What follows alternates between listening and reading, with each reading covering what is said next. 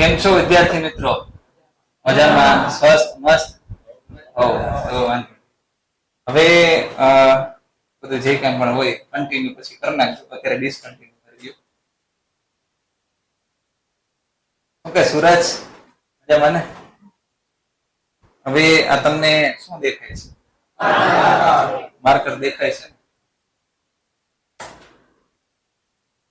થોડો ઘણો પ્રકાશ હજી આવશે. હજી દેખાય છે? બધે પડદા બંધ કરો દેખાય? બધું પ્રકાશ આવે જ નહીં. આ કરવાનું નથી ભાઈ, આ તો જસ્ટ વાત કરો. ખ્યાલ આવે છે? કેમેરા વાળા નહીં દેખાતું, બ્રાઇટનેસ એ પ્રમાણે બ્લેક થઈ ગયું ને.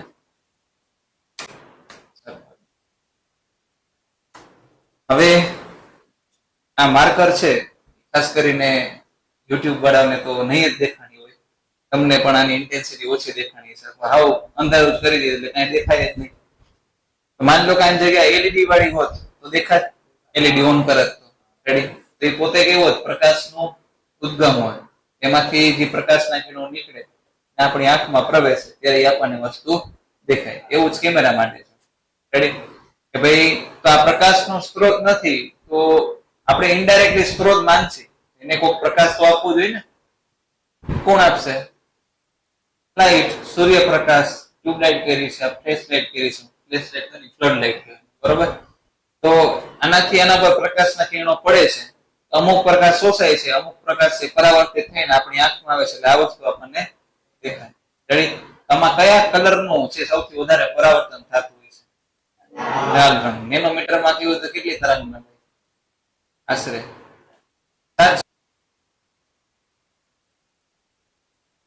તરંગ લંબાઈ સૌથી વધારે હોય, 400 થી 700 નેનોમીટરની રેન્જ હોય ને. તો આને જોવા માટે આપણે શેની જરૂર પડશે? પ્રકાશ. તો કોઈ પણ વસ્તુ આપણે જોયું તેના પર પ્રકાશ પડવો જોઈએ, ભટકાઈને આપણી આંખમાં આવવો જોઈએ, અથવા તો એ પોતે જ પ્રકાશનો સ્ત્રોત હોવો જોઈએ. રેડી? બીજી વસ્તુ તમે ઘણી બધી ઘટનાઓ જોઈ છે, જેમ કે માની લો કે ઉનાળાના સમયમાં તમે રસ્તા ઉપર જતા હોય તો તમને ઓલું આમ પાણી જેવું દેખાય. એને શું કહેવાય? મૃગજળ. શું કહેવાય? મૃગજળ. રેડી? ઈ છે. પછી માની લો કે દરિયામાં કોઈ શિપ જતી હોય તો દૂરની શિપ છે થોડી ઊંધી દેખાતી હોય. આપણે એક્સપિરિયન્સ ન કર્યું પણ તમે સર્ચ કરીને જોઈ શકો. એને લૂમિંગ કહેવાય. શું કહેવાય? લૂમિંગ. અત્યારે ચોમાસાની સિઝન આવે છે. રેડી? માની લો ક્યારેક સાંજે વરસાદ પડી જાય અને સૂર્યની વિરુદ્ધ દિશામાં તમને શું દેખાય? રેનબો, મેઘધનુષ. બરોબર. તો આ બધી ઘટનાઓ છે એ પ્રકાશને રિલેટેડ છે. ઓકે. બીજી વસ્તુ શું તો કે કેટલા લોકોને ચશ્મા છે? એ બધાની બી ક્યાંક ને ક્યાંક એવી પ્રોબ્લેમ આવી ગઈ જે તમે 10મા ચેપ્ટરમાં ભણેલા છે. એનું સોલ્યુશન માટે આપણે એ ચેપ્ટરમાં જોયું તો કાં તો આપણે અંતર્ગોળ લેન્સનો ઉપયોગ કરીએ, કાં તો બહિર્ગોળ લેન્સનો ઉપયોગ કરીએ. તો સૌથી મોટો ઉપયોગ તો આપણે ડેલી જીવનમાં જ છે, જે લોકોનો નંબર છે એને. રેડી? ચશ્મા તો પહેરવા પડે બધું, પછી એના સિવાય કંઈ પ્રોપરલી દેખાય નહીં. પછી માની લો કે તમારે વાહન હોય, ગાડી હલાવો છો, બરાબર, અને પાછળ કોઈ વાહન કેટલી દૂર છે અને કયું વાહન આવે છે જોવા માટે શું હોય આપણી પાસે? સાઈડ ગ્લાસ હોય. તેમાં એવું હોય કે આવડો મોટો ખટારો છે એવો મોટો જ દેખાય. એમાં સમતલ અરીસો વાપરીએ તો શું થાય ખબર છે? ખટારાને ખાલી નંબર પ્લેટ દેખાય. રેડી? અથવા ખટારો આવે છે ખબર પડે, સિવાય કે અવાજ આવતો હોય તો વાત અલગ છે. તો એવડા મોટા ખટારાને આવડા અરીસામાં છુપાવી દેવું, તો એ કયો અરીસો વપરાય એના માટે? બહિર્ગોળ. કયો વપરાય છે? બહિર્ગોળ. એ બહિર્ગોળ શું કામ યુઝ કરીએ? એ પાછું તમને 10મા ધોરણમાં આવ્યું હોય છે નહીં. ક્યાં મુદ્દો લખેલો હોય છે, તમે વાંચેલું હોય છે, યાદ રાખેલું હોય છે, પણ પ્રોપર તમને મિનિંગ નહીં ખબર હોય. કદાચ આડું આવ્યું હોય તો ની વાત છે. રેડી? પછી ઓલા ડોક્ટર લોકો છે એ આમ અંદર દાંતમાં જઈને આમ જોઈ ન શકે ક્યાં સડો છે, તો ત્યાં ઓલું અરીસા જેવું રાખે, ચમચી જેવું, ત્યાંથી જોવે તો દાંત હોય એ કરતા મોટો દેખાય. રેડી? તેમાં કઈ ચમચી કેવા આકારનો વાપરતા હોય છે? અંતર્ગોળ. એ ઉપયોગમાં લઈ લીધો ને, એવું શું કામ? એ બી આપણે જોઈશું. રેડી? પછી માની લો કે દૂરની વસ્તુ આપણે નજીક જોવી હોય તેના માટે આપણે શેનો ઉપયોગ કરીએ? દૂરબીન. બરોબર છે. દૂરબીન અથવા ટેલિસ્કોપ. રેડી? અને એ કેવી રીતના કાર્ય કરશે? એમાં કેટલા લેન્સ જોશે? હજી એક લેન્સ મૂકો તો શું થાય? પછી માની લો નાની વસ્તુને બરાબર ઝૂમ કરીને જોવે તો શું જોવું? એનો ઉપયોગ કરો. બાયોલોજી વાળાને ખબર જ હોય, માઇક્રોસ્કોપ. રેડી? તો એ બી કેવી રીતના કાર્ય કરશે આપણે જોવાનું છે. એની લિમિટેશન શું, કેટલી સાઈઝનું લેન્સ યુઝ કરાય, પછી લેન્સની બી મર્યાદા આવશે, લેન્સની જગ્યાએ આપણે અરીસો બી યુઝ કરી શકીએ, કેવી રીતના યુઝ કરશે બધું તમારે આ ચેપ્ટરમાં આવશે. ઓકે. અને બીજી ખાસ વસ્તુ એ કે ભાઈ 12મા ધોરણના બોર્ડમાં સૌથી હેવીએસ્ટ વેટ કહેવાય તો ચેપ્ટર નંબર 1, 2, 3 નું છે. બરોબર. અને ઇન્ડિવિડ્યુઅલી ચેપ્ટર નું કહીએ તો ચેપ્ટર 1 પછી ચેપ્ટર 9 એ બે રેસમાં એકબીજામાં કહી શકાય કે સૌથી વધારે વેટેજ તમારે ચેપ્ટર 1 અથવા 9 નું હોય શકે. બરોબર. અથવા કમ્બાઈન કરીને 1, 2 એમાં એવરેજ પર ચેપ્ટર આવતા. બીજી ખાસ વાત એ છે કે આ ચેપ્ટર માંથી તમારે 3 કે 4 માર્ક્સના ડેરિવેશન અને દાખલા બે પૂછાય છે. રેડી? કે ભાઈ આ 5-7 ડેરિવેશન છે એમાંથી એકાદો પૂછાવાના પૂરેપૂરા ચાન્સ દર વર્ષે હોય જ છે અને પૂછાય બી છે. રેડી? તો આ ચેપ્ટર છે તમને 3 કે 4 માર્ક્સમાં રોકડા માર્ક્સ અપાવી શકે. તમે પાકું કરી નાખો, 5 વખત લખી નાખો, છઠ્ઠી વખતે મોઢે આવડી આવવું જોઈએ. ખ્યાલ આવે છે? એનાથી વધારે ઇમ્પોર્ટન્ટ વસ્તુ શું છે તો કે JEE માં કેટલા પ્રશ્નો પૂછાય ભાઈ એક સબ્જેક્ટમાં? કેટલા હોય? 25. અને ચેપ્ટર છે લગભગ 28. 14 11 માં 14 12 માં. અને તો એમ એવરેજલી ગણો તો એક ચેપ્ટર પાસે એક ક્વેશ્ચન નથી આવતો. એવરેજલી ગણો તો એવામાં આ ચેપ્ટરમાંથી 2 પ્રશ્નો પૂછાય. કેટલા? 2 પ્રશ્નો. રેડી? JEE એડવાન્સમાં બી ઓલમોસ્ટ 28 ચેપ્ટરો છે. તો JEE એડવાન્સમાં લગભગ 35 37 જેટલા ક્વેશ્ચન, 34 35 જેટલા, થોડાક દર વખતે બદલાતા. એવામાં આ ચેપ્ટરના મિનિમમ 2 કે 3 દાખલા હોય. 2 કે 3 ક્વેશ્ચન પૂછાય. કે તમે એટલું સમજી શકો આનું ઇમ્પોર્ટન્સ કેવડું મોટું છે. રેડી? કેવડું વધારે છે. JEE મેન્સ અને ખાસ કરીને જે એડવાન્સ બોર્ડમાં બી ઇમ્પોર્ટન્ટ છે. નીટમાં બી ઇમ્પોર્ટન્ટ છે. એના બી 2-3 ક્વેશ્ચન તો હોય જ છે. 45 ક્વેશ્ચન હોય, 28 ચેપ્ટર છે તો એવરેજલી 1.5 જેટલા ક્વેશ્ચન્સ આવે. એવામાં બી 2 કે 3 પૂછે. એટલે તમે જોવા જાવ તો ઓવરઓલ બધી એક્ઝામ માટે આ ચેપ્ટર છે ખૂબ જ મહત્વનું છે. રેડી? અને જેટલું બી તમારે ઇલેક્ટ્રોડાયનેમિક્સ આખું ભણેલા છો ચેપ્ટર 1 થી લઈને ચેપ્ટર નંબર 7 એમાંથી જે અમુક બાકી છે એના કરતા સાવ અલગ છે. બરોબર? તો કદાચ માની લો કે 12મું સ્ટાર્ટ થયું એટલે ડાયરેક્ટલી આ બી ભણેલો તો બી કોઈને કઈ વાંધો આવે નહીં. પણ મુખ્ય વસ્તુ શું છે કે આ ચેપ્ટરના ફાયદા નુકસાન બે છે. રેડી? ફાયદામાં એ કે મેં તમને કીધું થિયરીમાં તમને રોકડા માર્ક્સ અપાવી શકે. 3 કે 4 માર્ક્સના પ્રશ્ન એક વખત વ્યવસ્થિત સમજાઈ જાય, 3-5 વાર લખીને ગોખી નાખો. તો જેને ન ખબર પડતી એ ગોખી નાખે. બરોબર? બંને એટલો પ્રયત્ન કરવાનો, સમજવાનો. બીજું શું થાય કે આમાં છે ને આ ચેપ્ટરનો રે ઓપ્ટિક્સ ગુજરાતીમાં શું કહેશે? કિરણ પ્રકાશ શાસ્ત્ર છે ભાઈ. શું છે? શાસ્ત્ર. ઓકે. હવે આ ચેપ્ટરમાં MCQ ની વાત કરીએ ને એનું મ્યુએસ છે ને બહુ ખૂબ જ વધુ છે. મ્યુએસ શું છે? સ્થિત ઘર્ષણાંક. બરોબર? તો કેટલા લોકોને આઈડિયા આવ્યો કે આ મ્યુએસ ખૂબ જ વધુ છે એ હું શું કહેવા માંગતો છું? MCQ માં ના હમણાં તો કીધું બહુ વધારે પૂછે. હું તમને સિમ્પલ વસ્તુ કહું કે ભાઈ તમારે ગતિનો પ્રવેગ છે ને એ તમારા માર્ક્સ છે અથવા MCQ આવડવું છે. જેમ ગતિનો પ્રવેગ વધારે હોય રેડી એમ તમારા માર્ક્સ વધારે. હવે કોરિલેટ કરો. પેલા પદાર્થ કેવું હોય શરૂઆતમાં? સ્થિર. ક્યાં સુધી ગતિમાં ન આવે ત્યાં સુધી લગાડેલું બળ કેટલું ન થઈ જાય? Fs મેક્સિમમ સ્થિત ઘર્ષણાંક. તો સ્થિત ઘર્ષણાંક નહીં, સ્થિત ઘર્ષણ બળ. Fs મેક્સિમમ નું સૂત્ર શું છે? તો કે μs * n. તો આમાં આપણને ખબર છે કે ભાઈ અહીંયા તમારે ઘર્ષણ બળ છે, અહીંયા તમારે એપ્લાઇડ ફોર્સ છે. બરોબર? 45 ના ખૂણે આવતું μs બહુ વધારે હોય અહીંયા μs * n આવે ને. એનું μs બહુ વધારે એટલે બહુ વધારે તમારે એફર્ટ લગાડવો પડશે. પણ જ્યાં સુધી તમારે અહીંયા Fs લાગે છે Fs ત્યાં સુધી તમને પ્રવેગ કેટલું મળશે? 0. રેડી? તો તમને એવું લાગશે કે શરૂઆતમાં તો MCQ આપણાથી થતા જ નથી, માર્ક્સ નથી આવતા ટેસ્ટમાં. બરોબર? એવું થશે અને એવું થવું જરૂરી છે. શેના માટે? જેવું એક વખત તમે છે એપ્લાઇડ ફોર્સ ગ્રેટર ધેન તમારે Fs મેક્સિમમ હાઈલો ગયું ફટ દેરાનું આટલું ઓછું એ પણ થઈ જાય. આ સીધું કાઇનેટિક ફ્રિક્શન ને રોલિંગ ફ્રિક્શન જ ચાલુ થઈ જાય. સમજો ને, રોલિંગ ફ્રિક્શન બહુ ઓછું, આનું મ્યુ કે બહુ ઓછું છે મ્યુ કે, પણ એ મ્યુ કે હાંસલ કરવા માટે તમારે મ્યુએસ છે એફએસ મેક્સિમમ સુધી પહોંચવું પડે. એક વખત તમે આટલો એફર્ટ લગાડી દીધો, એ તમને ખબર નહીં પડે ક્યારે આવશે, એ ધીરે ધીરે ઇમ્પ્રુવ થતો જશે. પછી તમને જે એમસીક્યુ આવડી ગયા 2 વર્ષ પછી પૂછીને તો તમને આવડતું છે, પણ ત્યાં સુધી પહોંચવું પડે. રેડી? સાયકલ તમે શીખવા બેઠા તો તરત જ આવડી ગઈ એક દિવસમાં? વાર લાગી ને, અઠવાડિયું, 10-15 દિવસ, મહિનો દિવસ પ્રેક્ટિસ કરી. પછી હું તમને સાયકલ હલાવવા દઉં, તમે 5 વર્ષ પહેલા હલાવી, બરોબર, તમને હલાવવા દઉં તો ભૂલાઈ જાય કે આવડી જાય? બસ એના જેવું છે. એને કહેવાય સ્કિલ. શું કહેવાય? સ્કિલ. તો સ્કિલ જેવું છે. આના એમસીક્યુ છે ને સ્કિલ લેવલ છે. એવું નહીં કે તમે આ ફિઝિક્સના એમસીક્યુ આવડતા હોય કે તમને આના એમસીક્યુ આવડે છે. રેડી? તમારે નવેસરથી આની સ્કિલ ડેવલપ કરવી પડશે.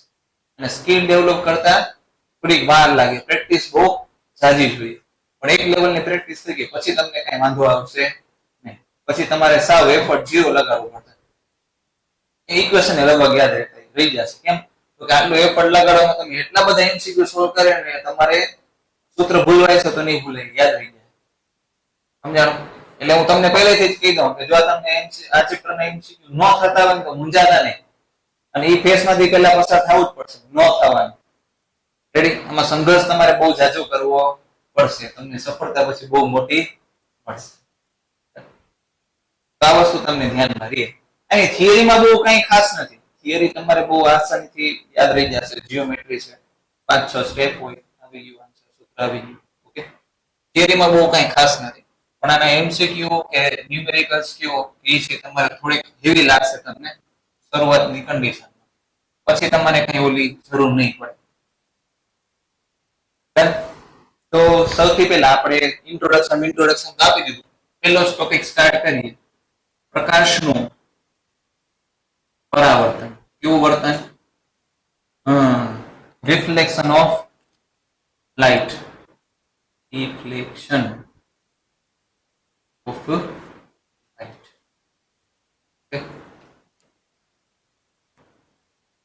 ચલો એની વ્યાખ્યા પહેલા આપણે જોઈ લઈએ. સિમ્પલ કોઈ વ્યાખ્યા કહી શકે? કોણ પરાવર્તન કહેવાય? પ્રકાશનું પરાવર્તન કોને કહેવાય? બોલ.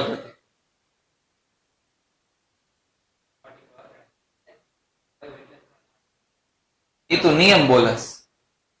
હા, એમાંથી અમુક શબ્દો કાઢી નાખેલી પ્રકાશના પરાવર્તનની વ્યાખ્યા.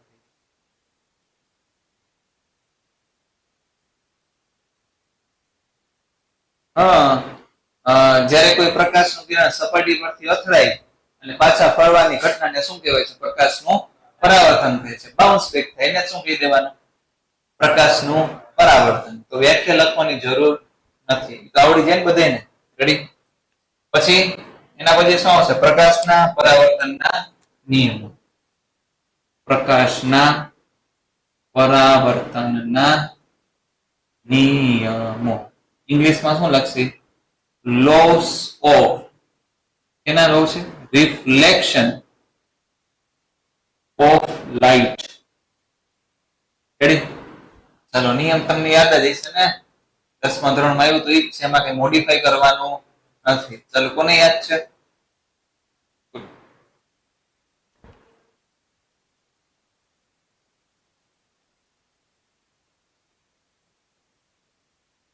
ઓકે, આપાત કોણ અને પરાવર્તન કેવા હોય? કોણ કેવા હોય છે? Same to same. બીજો નિયમ બીજાને વિચારવા દી.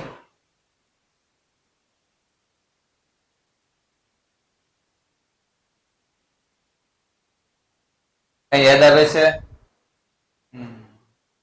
ત્યારે તો યાદ રાખી લીધેલું હોય, ખરેખર મિનિંગ ન સેમ જોઈ યાદ ન હોય. બોલ.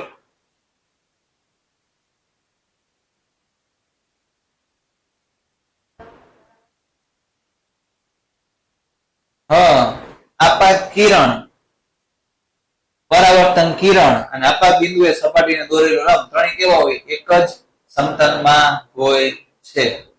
એવું હતું ને? હા, તમે મિનિંગ ન સમજો એટલે તમને તકલીફ પડવા લાગે. જો અરીસાને 3D માં ડ્રો કરું છું. કેમાં ડ્રો કરું છું? 3D માં. આ બિંદુ પર પ્રકાશ કિરણ આપાત થયું, જેને આપણે ઇંગ્લિશમાં શું કહીએ? Incident ray. કેવું રે? Incident ray. જે બિંદુ પર આપાત થઈ બિંદુને શું નામ આપશે? આપાત બિંદુ, પોઈન્ટ ઓફ ઇન્સિડન્સ. શું કહેવાય? Point of incidence. તો આપાત બિંદુ પાસે સપાટીને દોરેલું લંબ એને આપણે કહીએ લંબ. લંબને ઇંગ્લિશમાં શું કહેવાય? નોર્મલ, પરપેન્ડિક્યુલર બી કહેવાય. રેડી? તો આ કિરણ, પ્રકાશનું કિરણ છે એથી પરાવર્તન થશે તો રિફ્લેક્ટેડ રે કહેશે. શું કહેશે? Reflected ray. આ ત્રણેય કેવા સમતલમાં હશે? સેમ ટુ સેમ સમતલમાં જ હશે. બરોબર? હવે જો ખરેખર તમને મીનિંગ કહું. માની લ્યો કે પેલા આપણને ખબર છે રેખા બનાવવા માટે મિનિમમ કેટલા બિંદુઓ જોઈએ? 2. એ રીતના સમતલ બનાવવા માટે મિનિમમ કેટલી રેખા જોઈએ? તો કે 2. તો માની લો કે આપણી સપાટી છે. બરોબર? આવતો સુરજ 2 મિનિટ પકડી રાખ આ બાજુ ઉપર. રેડી? આ આપણી સપાટી છે, અરીસો છે નહીં પણ માની લેવાનું છે. પ્રકાશનું કિરણ આપાત છે. આ સપાટીને દોરેલો લંબ. રેડી? એને સમાવતું સમતલ. આ બે થી જે સમતલ બનશે એને આપણે શું કહેશે? આપાત સમતલ. શું કહેશે? આપાત સમતલ. તો એનાથી બનતું સમતલ આ વાળું હોય છે. સમજો? હરખું પકડી રાખવાનું. હા, આ તમારે જે સમતલ થયું એ આપાત સમતલ થયું. અને આ જ સમતલ ની અંદર કોણ હશે?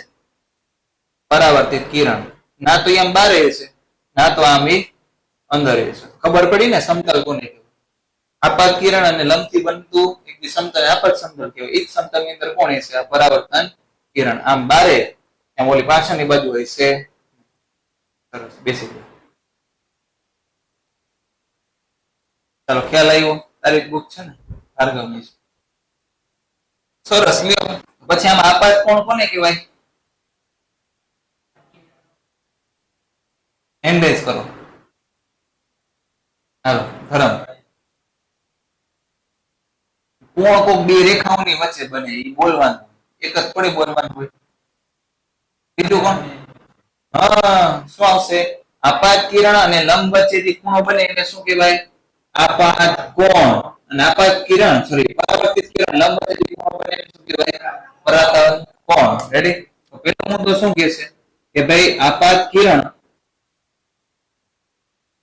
જેને ઇંગ્લિશમાં કહે છે ઇન્સિડન્ટ રે, પરાવર્તન કિરણ, પરાવર્તિત કિરણ, જેને કહે છે રિફ્લેક્ટેડ રે, અને આપાત બિંદુએ, કેવા બિંદુએ? આપાત બિંદુએ કોને દોરેલું લંબ?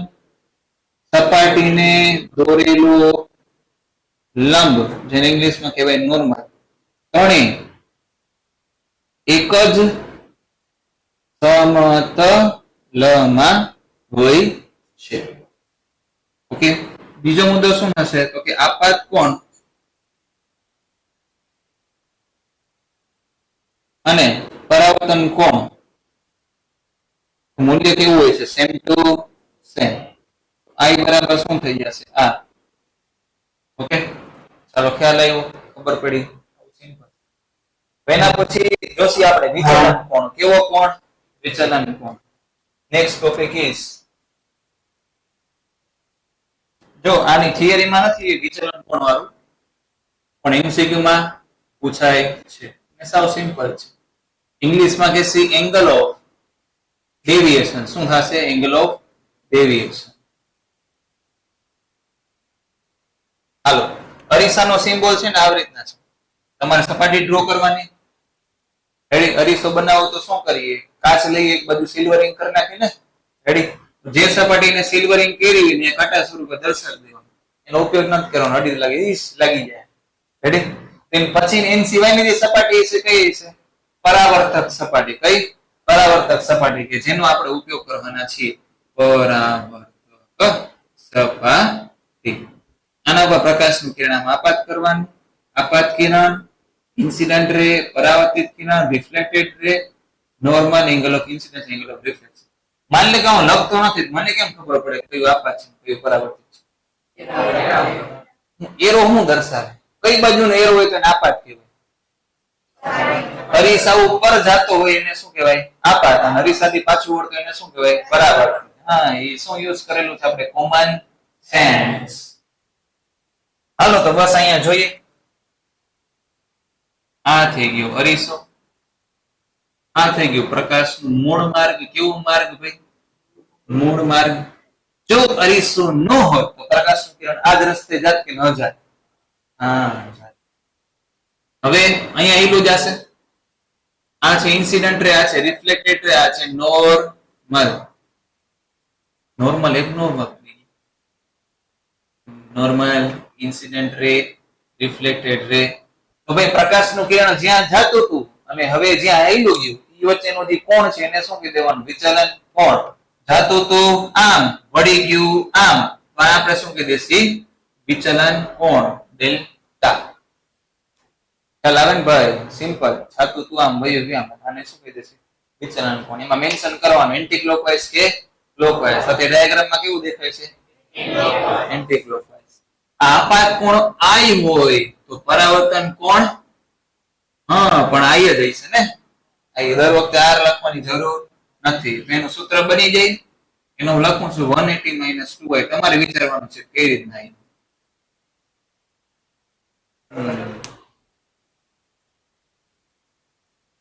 હાલો, કેટલા લોકોને ખબર પડી ગઈ 180 - 2i? સરસ. આ ત્રણેયનો સરવાળો 180 થાય ને એક જ રેખા છે ને. આ તો delta plus 2i, delta plus 2i બરાબર 180. તો 2i સામે જશે તો માઈનસ થઈ જશે. ડેલ્ટા બરાબર શું આવશે? 180 - 2i. આ ભાઈ નાનકડો રમકડો વાળો ક્વેશ્ચન આપી હતી.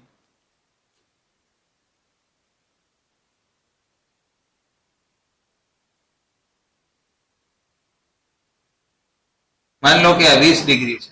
આનું વિચલન કોણ કહેવાનું છે?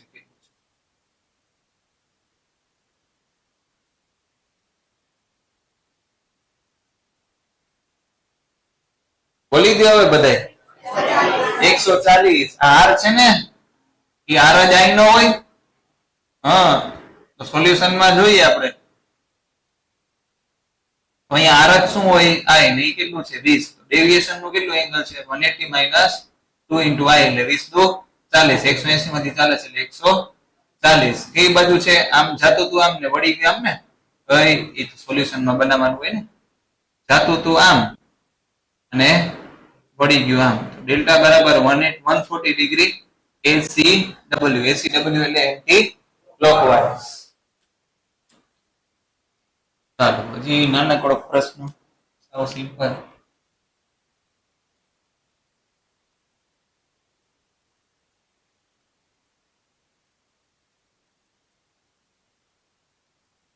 ડિગ્રી એંગલ ઓફ ડેવિએશન કેટલું?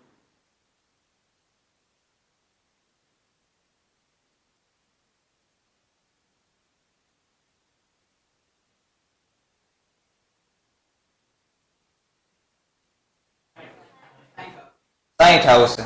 સૌથી પહેલા તો આપાત કોણ કેટલું થશે? આ આપાત કોણ કહેવાય ને, લંબ સાથે બનાવેલો.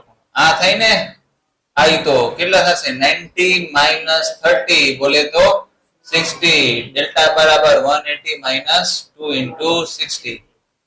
120. 160 માં સોરી 180 માંથી 120 તો 60. એન્ટી ક્લોકવાઇઝ ને. જાતું તું આમ, વળી ગયું આમ. રેડી? સિમ્પલ છે. હવે થોડુંક સારું એવું આપો. એમાં ખાલી જીઓમેટ્રી નો ઉપયોગ થશે. એમાં રોકેટ સાયન્સ નહીં હોય ને.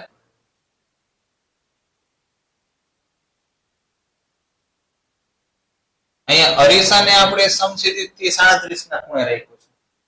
રેડી? અને આપણે અહીંયા y વર્ટિકલ એક્સિસ ડ્રો કરી છે. આ નોર્મલ નથી. નોર્મલ તો આવું હોય ને. રેડી? અહીંયા પ્રકાશનું કિરણ આપણે આપાત કર્યું. પ્રકાશનું કિરણ જે આપણે આપાત કર્યું છે એ લંબ સાથે જે ખૂણો બનાવે છે એ 53 નહીં પણ આપણે 10 ડિગ્રી કહી દઈએ. કેટલા ડિગ્રી છે? તો આના માટે આપણે વિચલન કોણ શોધવાનું છે. થોડુંક રફ બુકમાં કરવું તો કરી શકો. જીઓમેટ્રિક છે, બીજું કઈ નવીન આમાં નથી.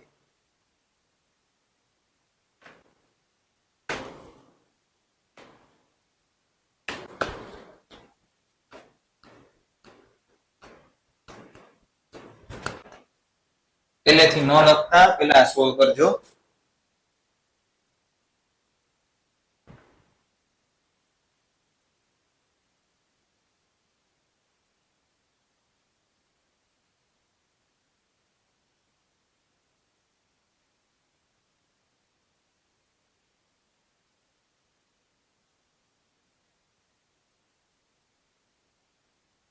ઓનલાઈન વાળા તમને આન્સર આવી જાય તો કોમેન્ટ કરીને થંબ મોકલી દેજો, જોઈએ, અને સાચો પડે તો થંબ મોકલજો, બરોબર?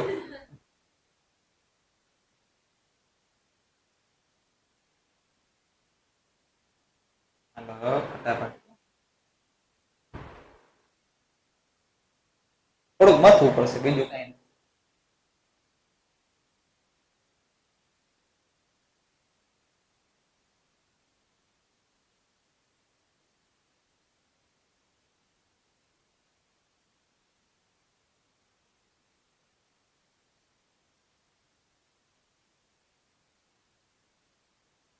એટલે શું કરે ખબર છે? આનું જે આપણે લંબ ડ્રો કરો ને, અરીસાનો લંબ, એને વર્ટિકલ સાથે કેટલો ખૂણો બનાવ્યો છે એ જુઓ. એમાંથી કાં તો સરવાળો કરવાનો છે, કાં તો બાદબાકી જેવું થશે. તો પહેલા આનું તમે લંબ બનાવો પોઈન્ટ ઓફ ઇન્સિડન્સ પાસે, પછી એ જુઓ કે આને આ વર્ટિકલ એક્સિસ છે એની સાથે લંબે કેટલો ખૂણો બનાવ્યો છે. તમારી રીતે મથો.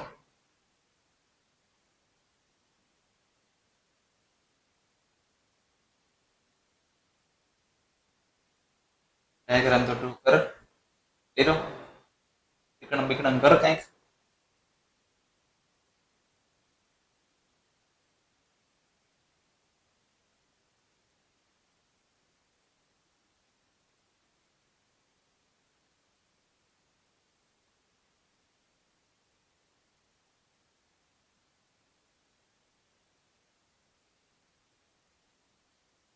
તમે એક કામ કરો, તમે છે ને આપાત કિરણ ડ્રો ન કરો, પહેલા લંબ ડ્રો કરો. લંબે વર્ટિકલ સાથે કેટલો ખૂણો બને એ જોઈ લો, પછી આપાત કિરણ આપાત કરો. રેડી? અરીસો ડ્રો કરો, હોરિઝોન્ટલ 37 ના ખૂણેનો લંબ ડ્રો કરો, એને વર્ટિકલ સાથે કેટલો એંગલ બનાવ્યો છે લંબે એ જુઓ.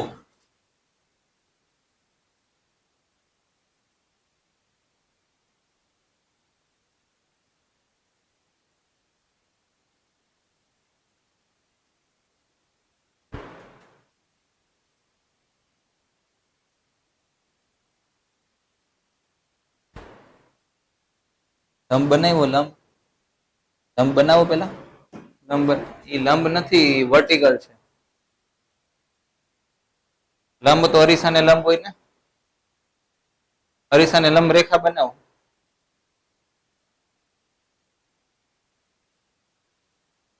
એમ નહીં બેટા, એ સમક્ષિતિજ થઈ ગયું ને.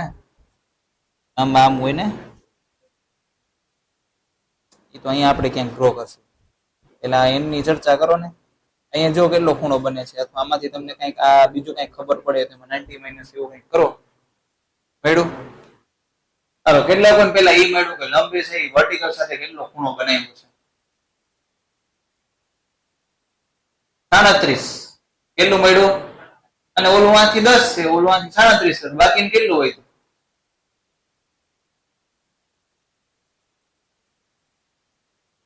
27 કે 47 બનાવીને જો ત્યાં સુધી જેને થતું એ કરો. આપાત ખૂણો તો પેલા અહીંયા લંબ બનાવું છું. લંબ હાલો અહીંયા જોઈ લે, વાંધો નહીં. આ લંબ બનાવ્યો, બ્લુ કલર ને ફોકસ કરો અત્યારે, બીજા કોઈ કલર ને નહીં. હવે એક સમસીધી રેખા બનાવો. કેવી બનાવો રેખા? સમસીધી. આ સોલ્યુશનમાં નથી કરવાનું, તો પછી ખબર જ નહીં પડે રિવિઝન જાણે કે પ્રશ્ન કેવો પૂછે. શરૂઆત જ હું લંબથી ડ્રો કરું ને, લંબથી જ શરૂઆત કરી, શુદ્ધ શરૂઆત. આપણું લંબ કહી દઉં, બરોબર? આ વર્ટિકલ લાઈન, જોજો આ વર્ટિકલ લાઈન છે, હોય ઇન્સિડન્ટ રે નથી. હોરિઝોન્ટલ લાઈન તમને કયો છે કે આ એમાંથી ડાયરેક્ટ કયો ખૂણો તમને ખબર પડી ગઈ. આને z બને છે ને, કેવો કોણ? યુગ્મ કોણ. 37 તો 90 માઇનસ 37 તો 53 આવે. ભાભી તો 90 જ છે, વળી પાછો કેટલો થઈ જશે? 37. તો 37 ઓલું તો અહીંથી 10 છે ને, ઓલું અહીંથી 37 છે, તો એની વચ્ચે આવી જાય કે નહીં આવે? વચ્ચે જ આવી જાય ને ઇન્સિડન્ટ રે. ઇન્સિડન્ટ રે જો એની વચ્ચે આવે છે. તો આ કેટલું છે? 10. તાપાત કોણ કેટલું? 10, 47 કે 27? 27 થઈ ગયું. સારું, ચાલો તો અહીંયા કેટલું થઈ જશે? 126 ડિગ્રી. જાતું તું આમ ને વળી ગયું આમ. કઈ બાજુ છે? ક્લોકવાઇઝ કે anti clockwise? Clockwise C W. બસ જો આમાં કઈ કાઢી લેવા જેવું છે? સૂત્ર તો આ જ ઉપયોગ છે. જે કાઢી લેવા જેવું હતું એ ફિઝિક્સ નથી, શું છે? જીઓમેટ્રી છે. શું છે? જીઓમેટ્રી. એટલા માટે કહું છું ટેવ પડતા વાર લાગશે. રેડી? આવું કઈ આવું બનાવતું જવાનું. સ્કિલ ડેવલપ કરવાની. રાતોરાત થાય નહીં, સતત તમારે પ્રક્રિયા ચાલુ રાખવી પડે. જે તમે day to day homework daily કરો છો ને, એમાં કંટ્રોલ સી કંટ્રોલ વી ન કરતા, બરોબર? જે કંઈ પણ જે રીતે ડાયાગ્રામ બન્યા છે એ રીતે ઘરે જઈને જાતે બનાવવાનો પ્રયત્ન કરજો, અથવા મનમાં બોલજો કે આ પહેલા જે આપણે લંબ છે પેલા બનાવીએ, પછી અહીંયા જો ઝેડ બને છે એટલે અહીંયા 37, અહીંયા ઓલું 90 - 53, વળી પાછું 90 - એટલે 37. એવું બોલી બોલીને કરજો મનમાં. ભલે મોટેથી બોલવું પડે, આજુબાજુ ડિસ્ટર્બ ન થવું છે. હને એવું કરશો ત્યારે આવડશે. બાકી directly control C control V કરેલ ભૂલી જજો, કોઈ દી નહીં આવે. આમાં આ ચેપ્ટરમાં ખાસ રે ડાયાગ્રામ ઇમ્પોર્ટન્ટ છે. કેવો ડાયાગ્રામ? રે ડાયાગ્રામ. કિરણાકૃતિ કહેવાય. કઈ આકૃતિ કહેવાય? કિરણાકૃતિ. ઓકે. હવે આપણે એક બહુ થોડોક વધારે સારો ન્યુમેરિકલ લઈએ. આ એક પરાવર્તનથી આપણે સંતોષ નહીં થઈએ, મલ્ટિપલ પરાવર્તન લઈશું. કેવા? મલ્ટિપલ. પણ એ પહેલા થોડોક સારો દાખલો લઈ લઈએ. હવે માની લો કે આપણી પાસે એક એવો અરીસો છે જે અંદરથી પૂરેપૂરો સિલ્વર્ડ કરેલો હોય. રેડી? ઓલું જૂના જમાનામાં ઓલું નથી મિથુનનું ગીત, આઈ એમ નોટ ધીસ, એમાં ઓલું વચ્ચે ખબર છે ઓલો ઘોડો ફરતો હોય. હા, માની લો કે એવો ઘોડો છે પણ એકદમ સ્મૂથ છે. રેડી? પછી આ કોઓર્ડિનેટ એક્સિસ ના આનું જે સેન્ટર છે ને એ તમારા કોઓર્ડિનેટ એક્સિસ નું ઓરિજિન છે, x, y. આની ત્રિજ્યા કેટલી છે? તો કે આ. હવે પ્રકાશનું કિરણ છે ને આપણે P બિંદુ ઉપર આપાત કરીએ છીએ. આવો બિંદુ છે જેના ઉપર આપણે સમચિતિત પ્રકાશનું કિરણ આપાત કરીએ છીએ તો કેવું થઈ જાય છે? વર્ટિકલ થઈ જાય છે. કેવું થઈ જાય છે? Exactly vertical. Point P. તો આપણે પોઈન્ટ P ના કોઓર્ડિનેટ્સ કહેવાના છે. એ શું કોઓર્ડિનેટ છે? r ના ફોર્મમાં. r/√2, √3r/2, r/2, √3r/2, r/√2, r/√2. ખ્યાલ આવે છે કે નહીં? તો આવા આંકડા બોલીને મેં તમને હિન્ટ આપી દીધી. તો √3/2 ને 1/√2 ને એવા બધા આંકડા કેમાં આવે? હા, સાઇન કોસ ના ટેબલમાં. તો ક્યાંક સાઇન કોસ નો નાના મોટો ઉપયોગ કરવાનો જ થશે. રેડી? હાલો કયો જે થોડું નાના મોટું કેમ મચશે? સૌથી પહેલા તો ખૂણો બોણો જોઈને, કોનો સાઇન ને કોનો કોસ લગાડશો, ખૂણો હોવો જોઈએ ને. તેના માટે કોક આપણને કાં તો આપાત કોણ હોવો જોઈએ, કાં પરાવર્તન કોણ, કાં તો એંગલ ઓફ ડેવિએશન એવું કંઈક હોવું જોઈએ ને. આપાત કોણ જોશે. આપાત કોણ કોની કોની વચ્ચે હોય? લંબ અને આપાત કિરણ. આપાત કિરણ આપણી પાસે છે, લંબ છે નથી પણ મળી જશે. તો ગોળાને દોરેલો લંબ એ કેવો હોય? હા, ત્રિજ્યા ઉપર હોય, ત્રિજ્યા વર્તી હોય. નહીં સ્ફિયર એટલે ગોળાને દોરેલો જે તમારો લંબ હોય હંમેશા કેમાંથી પસાર થશે? કેન્દ્રમાંથી. રેડી? ઇમેજિન કરી નાખ્યું. તો આપાત કોણ તમને કેટલો દેખાય છે? હા, 50-50 નહીં, 45-45. ટોટલ કેટલો એંગલ છે? 90. વચ્ચેથી લંબ નીકળશે ને તો આપાત કોણ કેટલો થઈ જશે? 45. અને પરાવર્તન કોણ બી કેટલો થઈ જશે? 45. પણ આપણે શેમાં ઇન્ટરેસ્ટેડ છીએ? x અને y ની વેલ્યુમાં.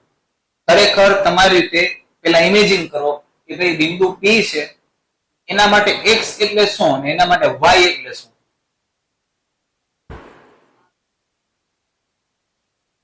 એના માટે x એટલે શું હોય ડાયાગ્રામમાં? કયા અંતરને x કહેવાય ને કયા અંતરને y કહેવાય? ચાલો હવે કોણ કહેશે મને? પૃથ્વી કઈ બરોબર બોલતો. શું કીધું? કોઈ પણ બિંદુનું x કોઓર્ડિનેટ એટલે શું કહેવાય?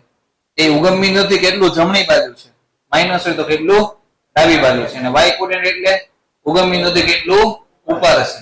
સીધું નહીં, આમ ઉપર. y એક્સિસ થી કેટલું, સોરી x એક્સિસ થી કેટલું ઉપર છે? ખ્યાલ આવ્યો કે નહીં? આ તો એવું ટ્રાયંગલ બનાવવાનું થશે જ નહીં કે જેમાં આ અંતર x હોય ને ઓલું અંતર y હોય. ઓકે, આવું બનાવી દઈએ. અરીસો અત્યારે હું બનાવતો નથી. ઓકે, કરી નાખીએ. પછી આપણે પેલા લંબ બનાવી દઈએ 45 ડિગ્રી. આપણો બની ગયો લંબ. આ થઈ ગયો આપાત બિંદુ. આપાત કિરણ અને કયું કિરણ? આ કેટલો એંગલ થશે?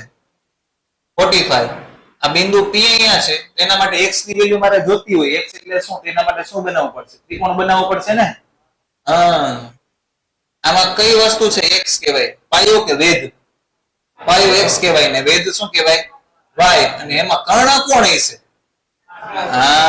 આ ત્રીજી હશે ને કર્ણ એટલે આમાં કોણ છે કેન્દ્રથી સપાટી સુધીનું અંતર એની જ વ્યાખ્યા શું થાય ત્રિજ્યા બસ તો આ 45 છે તો આપણે 45 જ થાય ને રેડી તો આ 45 હોય તો આપણે y જોતું હોય તો sin લગાડે કે cos લગાડે sin તો sin 45 બરાબર સામેની બાજુ એટલે કે y ના છેદમાં 3 એટલે r એટલે કે 1/√2 ને બરાબર y/r y બરાબર શું આવશે r/√2 હવે x જોતો હોય તો શું લગાડવાનું cos એની જરૂર કેમ કે આ 45 તો આ બી 45 તો આ 45 હોય તો સામસામેના સરખા જ હોય ને કોમન સેન્સ નાના ધોરણના છોકરાને શીખવાડવું પડે કે 45 તો સામેના સરખા હોય ખૂણા સરખા તો સામેની બાજુઓ બી સરખી પણ હવે એ આપણા માટે શું બની ગયું છે કોમન સેન્સ શું કામ આપણે વારે ઘણી યુઝ કરીએ છીએ એટલે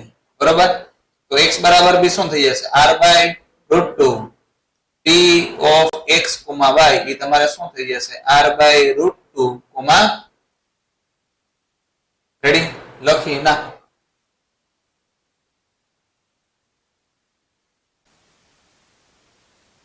ચાલો તો હોમવર્ક માં બે ક્વેશ્ચન આપી દઉં છું થોડા સારા એવા છે ને મથવું પડશે રેડી ચાલો લખાઈ ગયું છે બધાને નકરે ઘુસાઈ ગયું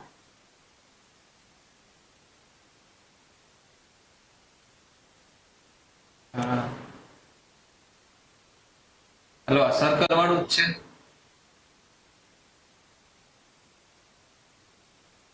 આ છે x આ છે y આ સમક્ષિતિજ આપ્યું અહીંથી અહીંયા 120 ડિગ્રી મારે થોડુંક વિચિત્ર આપવું હજી એંગલ ઓફ ડેવિએશન આપી દેવું હતું એન્ટી ક્લોકવાઇઝ 60 ડિગ્રી વાત તો અર્થિત થઈ જુઓ જી જાતું તો આમ વહી જ આમ આ 120 છે તો બાકીનું કેટલો થશે 160 ઓકે તો આના માટે તમારે કોઓર્ડિનેટ્સ ગોતવાના છે બીજો ક્વેશ્ચન આવો છે સૌથી પહેલો પ્રશ્ન છે બધા માટે નથી ખાસ કરીને મેથ્સ વાળા માટે છે પ્રયત્ન તમે કરી શકો આ x છે ને આ y છે ડન આ કેસમાં આપણે આમ આપવા કર્યું આવું થઈ ગયું અને આ જે અરીસો છે એનું તમારે ઇક્વેશન જે y = x² એટલે છે y = x². તો પોઈન્ટ P ના કોઓર્ડિનેટ્સ તમારે કહેવાના છે આપાત કિરણ ને પરાવર્તિત કિરણ બે બિંદુ આપાત કરીએ બરોબર જેથી કરીને તમારે આવું થઈ જાય આવા પ્રકારના અરીસા